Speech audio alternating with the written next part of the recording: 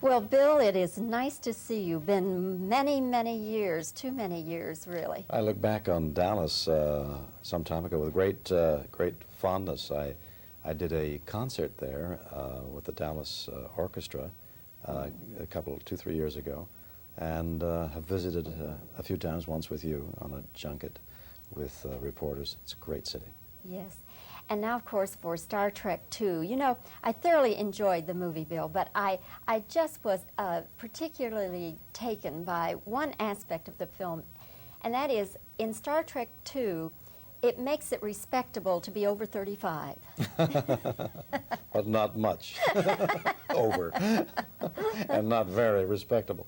Yes, well, it's the movie is about youth and old age and death and love and whatever. And that middle age group, the way that that is handled in the movie, for instance, you with the glasses and that routine. Did you have any reservations about that aspect, that maybe it would be a turnoff to young people? Well, it in fact was suggested not to do it at one point by some people who thought they had my best interests at heart. My feeling has always been that the more human you can make a character, the more vulnerable, the more identifiable, the better it is. And so we sought all means possible to do that. Of course, the movie Star Trek II has been getting a lot of publicity even before it's open because of the ending and is Spock dead or isn't he dead? How do you feel about that, Bill? Do you wish all that controversy hadn't opened up at this point? Well, we knew it would. The moment a decision to write the kind of script we did, we knew that there would be a great deal of controversy, and we knew that we had to walk a very fine line between trying to hide it and trying to make the picture so that people would have to go see it to understand what all the fuss was about, because it's not sure. We don't know that Spock dies. The audience themselves have to go to make up their own mind. So the controversy was there. It's part and parcel of the angle that this film takes, and I think it's a good hook. Is there anything at all to the fact that Leonard Nimoy wanted to be written out? Yes, that was the factor. What we haven't talked very much about is the fact that Leonard had such a bad experience, with the first film, and with the edgy feeling of wanting to get on with his career other than Mr. Spock, which of course he has done so successfully over the years. But he changed his mind in the course of filming. He had such a good feeling, and we were all working so well together that he changed his mind, and so that necessitated other things. Bill, when Star Trek was on the NBC network for 3 years, why did they take it off? Because the cost per thousand was not there. All media works on how much does it cost to reach how many people. If only 30 million people are watching instead of 50 million, the networks feel, and those are just arbitrary figures, the network feels that in a middling show, a show that hovers around the 40th most popular show to the 50th most popular show. If you're above 50, you're going to be canceled. If you're below 40, you're pretty sure of staying on the schedule. But if you're in the 40s, you're in a gray area. And the thinking is, by the network, that if we take them off the air and put something else on, we may get a show that'll be more popular.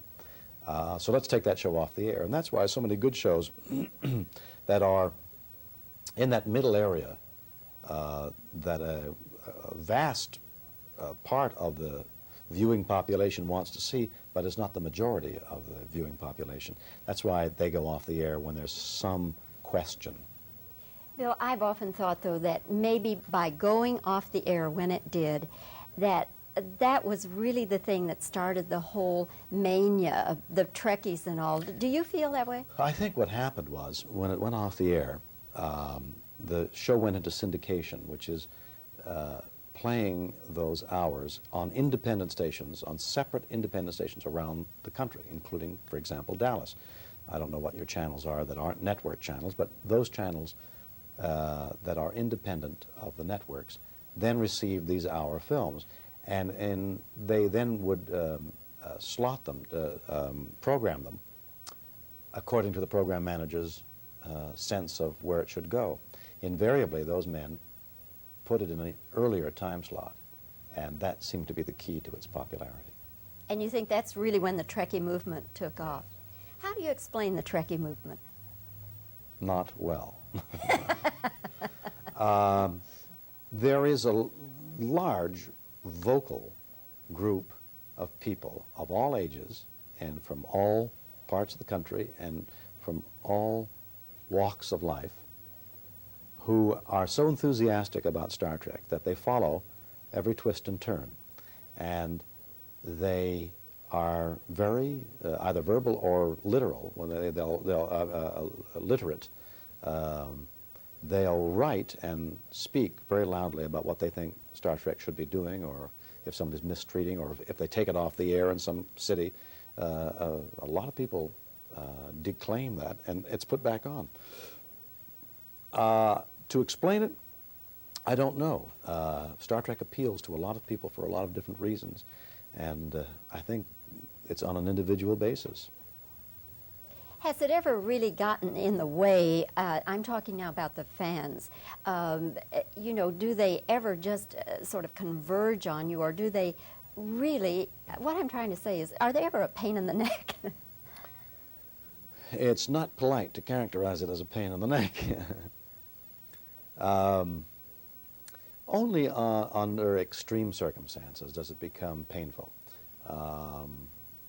Ordinarily, it's either an irritation in that it's interfering with something you want to do privately, or it's a pleasure in that there are, most of the fans that come up to me are not the people with designs on your clothes, and they're not clothes designers.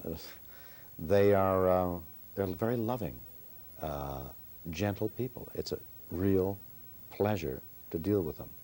The only problem is I don't want to deal with them all the time. I seek my privacy, and it can interfere with it. But on the whole, the Star Trek fan is a wonderful person. Bill, you do so many other things besides Star Trek, but just for instance, if you never worked again, could you live comfortably off all the Star Trek business? Do you mean financially? Uh-huh. Probably, I guess you'd have to define comfort, which I won't go into. But I mean, could you maintain your standard of living just off residuals? And do you have a percentage, for instance, of the merchandising? Well, there's no residuals. All the Star Trek playing, things that are playing, and not one penny goes to the actors, nor has it for 10 years. When it was made, when Star Trek was made, there was a ruling by the Screen Actors Guild that five repeats, you got minimal amount of money. I think like $100 a play or something like that. And then the company need not pay any more residuals, and that's what's happened. In the 10 years, 15, I guess, when you think of the first pilot to 1982, in that time, it's played thousands and thousands of times and places all across the country, has made a great deal of money for Paramount and NBC, to name two, and the actors have never received 1 cent from that kind of payment, and that's the way it worked out contractually in those days. So, in other words, you really couldn't maintain your standard of living. I wouldn't want to only do Star Trek. I'm doing, for example, T.J. Hooker, a series on ABC coming this fall, 8 o'clock on Saturday nights, to be exact. On a competing network. Is it a competing network? Yes, that's all right.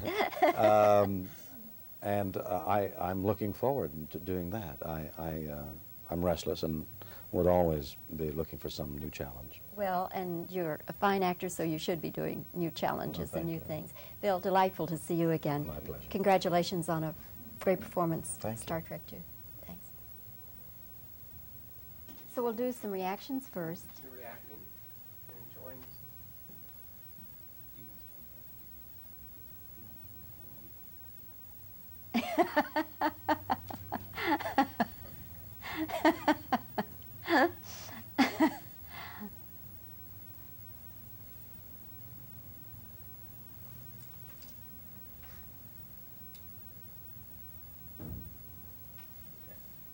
All right, questions.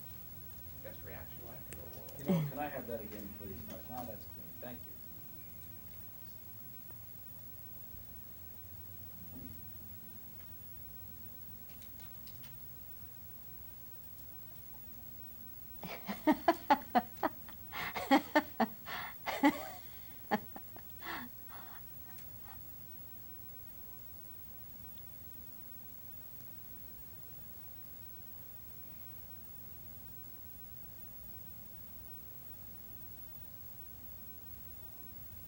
Yeah, I think now you All right. have questions. Okay. Slip out. Okay. Bill, Yeah. there's a phone right in here you can use. Oh, great. That way you don't have to hover and wait. And make noise and interfere with everybody. Oh, I Oh, don't think yeah. I go quite that far. Okay.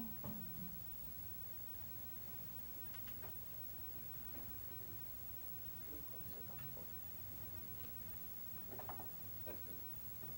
Okay. Bill, one thing about Star Trek, too, is that it makes middle age almost respectable.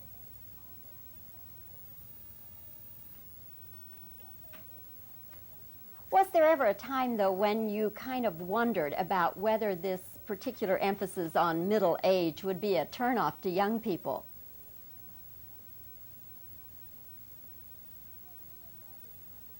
Bill, do you wish all this controversy about Spock had not come up at this particular time?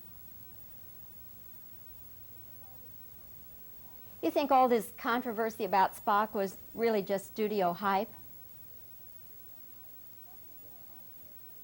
Wasn't there also a thing that Leonard Nimoy wanted to be written out of the script?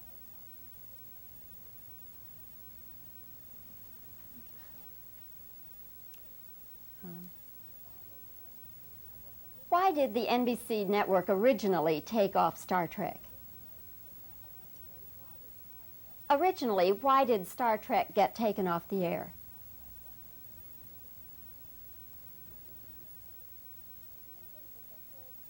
Do you think that the whole Trekkie mania would not have taken place had it not been taken off the air?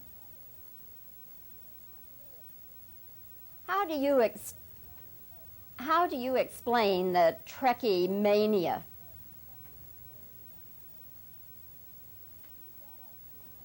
Do you get a percentage of all the merchandising profits? Bill, could you maintain your standard of living if you never worked again at anything else, just off Star Trek?